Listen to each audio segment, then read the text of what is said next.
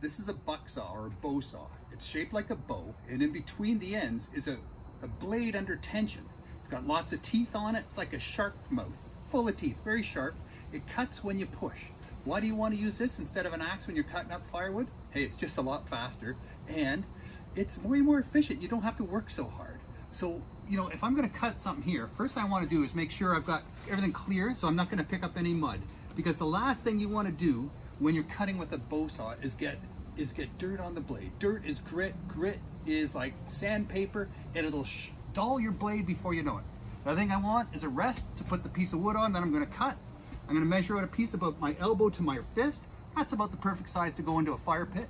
Then it's just easy cut. Now notice I'm wearing gloves. So once I'm starting to cut, I'm committed to that stroke. I'm not moving. I'm just cutting right over the edge, right over the rest. So I'm about halfway through now. Now the blade is cutting on the flat part of the wood that I've just cut. So it's not going to be as efficient. So I'll roll it just a little bit, about 10 degrees one way, and I'll cut that edge off the board, or off this log, and then I'll roll it the other way and cut that edge off. But I'm not going to roll it all the way around, because if I rolled it all the way around, I'll end up with a piece of wood holding the whole thing together in the middle, and my blade will get edged. Last thing I'm going to do is just crack it off. There, piece one. Move along. Another piece. Get the saw out. Never cut on a knot. Knots are very hard to cut through. That's where the branches come off this limb, and it's much harder wood. You want to avoid the knots. Again, I measure with my thumb, put my thumb there, get the blade, make sure everything's solid, pull my hand back a bit. I got my leather gloves on, start cutting. Again, get about halfway through, then twist the log a little bit towards me, twist the log a little bit away from me, and then the last thing, let's see. I might have needed to cut a little more.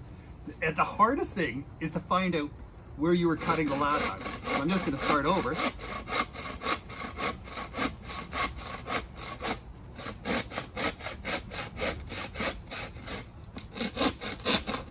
There we go. There. 3 nice pieces of wood. Last thing, folks, when you're working with a bucksaw on the bush, always remember where you put it down. If you put this on the ground and then you have to go look for it later, you're feeling around like me, the last thing you want to do is run your hand into these sharp blades. What I do is find a nice tree, I lean it against the tree when I'm moving my wood around, and then I just have to find the tree while I'm walking around, and then I just use my feet. And once I hear that